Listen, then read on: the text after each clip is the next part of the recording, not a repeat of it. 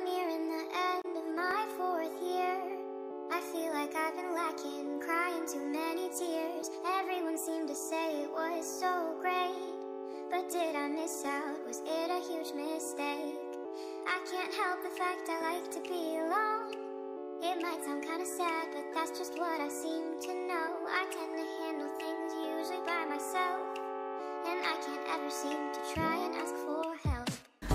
Assalamualaikum warahmatullahi wabarakatuh. Perkenalkan, nama saya Okta Munawwaroh, NIM 06061182025010 dari kelas Indralaya, Program Studi Pendidikan Jasmani dan Kesehatan, Fakultas Keguruan Ilmu Pendidikan, Universitas Sriwijaya. Di video pembelajaran kali ini dibuat untuk memenuhi tugas ujian tengah semester mata kuliah Evaluasi Pembelajaran Penjas semester 5 Universitas Sriwijaya. Baiklah, adapun pokok bahasan ataupun materi-materi yang akan saya jelaskan pada video pembelajaran kali ini. Yang pertama ada hakikat evaluasi pembelajaran. Yang kedua, prinsip-prinsip evaluasi pembelajaran. Yang ketiga, fungsi evaluasi pembelajaran. Yang keempat, kisi-kisi soal dan butir-butir soal. Dan yang terakhir, taksonomi Bloom dan keterampilan berpikir kritis. Baiklah, materi yang pertama adalah hakikat evaluasi pembelajaran. Seperti yang kita ketahui, hakikat itu sendiri yang artinya pengertian. Di materi pertama ini, kita akan membahas pengertian mengenai evaluasi pembelajaran menurut para ahli, dan dari situ kita dapat menarik kesimpulan apa itu pengertian dari evaluasi pembelajaran. Pengertian evaluasi pembelajaran menurut para ahli.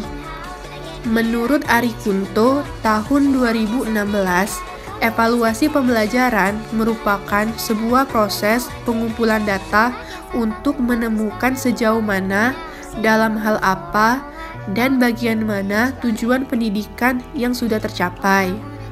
Yang kedua, menurut Arifin, tahun 2017, evaluasi pembelajaran adalah suatu komponen penting dan tahap yang harus ditempuh oleh guru untuk mengetahui keefektifan pembelajaran. Dari kedua pengertian evaluasi pembelajaran menurut para ahli yang sudah saya sampaikan sebelumnya, kita dapat menarik kesimpulan bahwa pengertian dari evaluasi pembelajaran adalah suatu proses berkelanjutan tentang pengumpulan dan penafsiran informasi dalam menilai atau assessment keputusan yang dibuat untuk merancang suatu sistem pembelajaran.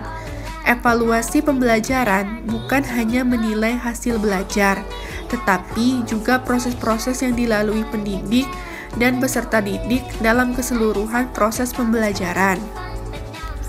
Materi yang kedua adalah prinsip-prinsip dari evaluasi pembelajaran.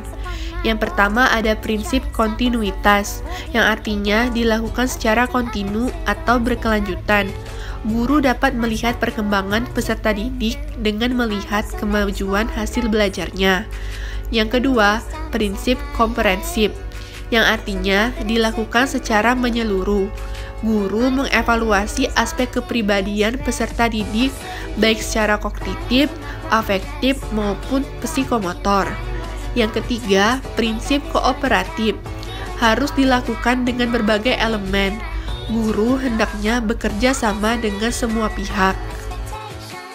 Yang keempat, prinsip objektif, yang artinya harus dilakukan secara objektif.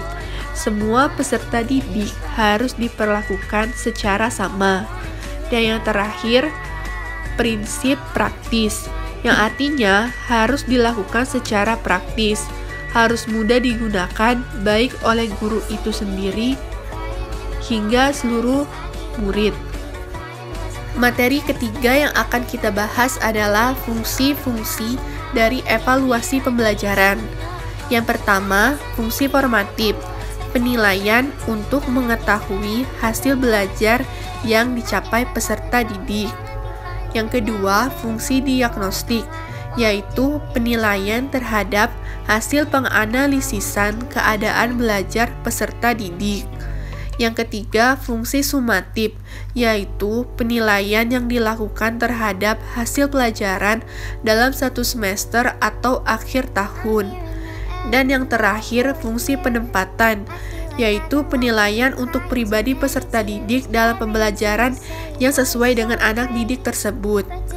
Contoh kisi-kisi soal: Satuan Pendidikan SMP Negeri 2 Lahat, mata pelajaran Pendidikan Jasmani, Olahraga dan Kesehatan, kelas atau semester, kelas 7 semester genap, jumlah soal 5 pilihan ganda, kurikulum acuan K13. Kompetensi dasar 1.3.6 memahami kombinasi keterampilan berbentuk rangkaian gerak sederhana dalam aktivitas spesifik senam lantai. Kelas 7, materi senam lantai, latihan soal menyebutkan prosedural gerakan meroda, level kognitif C1, level kesukaran mudah, bentuk soal pilihan ganda. Yang kedua, 3.8 memahami gerak spesifik salah satu gaya renang dalam permainan air dengan atau tanpa alat. Kelas 7, materi renang gaya dada. Indikator soal menjelaskan manfaat olahraga renang. Level kognitif C2, level kesukaran sedang, bentuk soal pilihan ganda. Yang ketiga, kompetensi dasar 3.8 memahami gerak spesifik salah satu gaya renang dalam permainan air dengan atau tanpa alat. Kelas 7, materi renang gaya dada. Indikator soal menjelaskan manfaat berenang bagi penderita asma. Level kognitif C2, level kesukaran sedang, bentuk soal pilihan ganda. Yang keempat, kompetensi dasar 3.9 memahami perlunya pencegahan terhadap bahaya pergaulan bebas. Kelas 8, materi pencegahan pergaulan bebas. Indikator soal menjelaskan dampak dari virus HIV atau AIDS. Level kognitif C2, level kesukaran sukar, bentuk soal pilihan ganda. Yang kelima, 3.9 memahami perlunya pencegahan terhadap bahaya pergaulan bebas. Kelas 7, materi pencegahan pergaulan bebas. Indikator soal menyimpulkan dan pengguna narkoba. Level kognitif C3, level kesukaran sukar, bentuk soal pilihan ganda. Contoh soal. Yang pertama, suatu bentuk gerakan senam yang menyerupai gerakan roda berputar atau baling-baling adalah option A, lompat harimau, option B, handstand, option C, lenting tangan, yang D, meroda, yang E, lompat kangkang. Jawaban D, meroda. Soal yang kedua, berikut ini adalah manfaat dari olahraga renang kecuali A, menambah beban tubuh, B, menambah tinggi badan, C, menguatkan otot-otot, D, melatih pernapasan, E, membentuk otot. Jawaban A, menambah beban tubuh. Soal yang ketiga, berikut ini manfaat berenang bagi penderita asma, yaitu A, melatih keseimbangan dan kelenturan, B, melatih pernapasan, C, menambah tinggi badan, D, menambah berat badan, E, menguatkan otot. Jawaban B, melatih pernapasan. Soal yang keempat, dampak yang diakibatkan penularan HIV atau AIDS adalah A, daya tahan tubuh meningkat, B, meningkatnya kriminalitas, C, menurunnya prestasi belajar, D, menghambat pertumbuhan, E, kanker atau tumor ganas. Jawaban E, kanker tumor ganas. Soal yang terakhir, pengguna narkoba ditandai dengan ciri-ciri A, mudah lelah, B, perut kembung, C, depresi dan sakit perut, D. Sulit bernapas, dan E. Bersemangat. Jawaban A. Mudah lelah. Materi selanjutnya adalah taksonomi Bloom. Yang pertama, ranah kognitif, berisi perilaku-perilaku yang menekankan aspek intelektual seperti pengetahuan, pengertian, dan keterampilan berpikir. Yang kedua, ranah afektif, berisi perilaku yang menekankan aspek moral yang ditunjukkan melalui perasaan, nilai, motivasi, dan sikap peserta didik. Yang ketiga, ranah psikomotor, berisi perilaku yang menekankan aspek keterampilan motorik. Materi berikutnya adalah keterampilan berpikir kritis.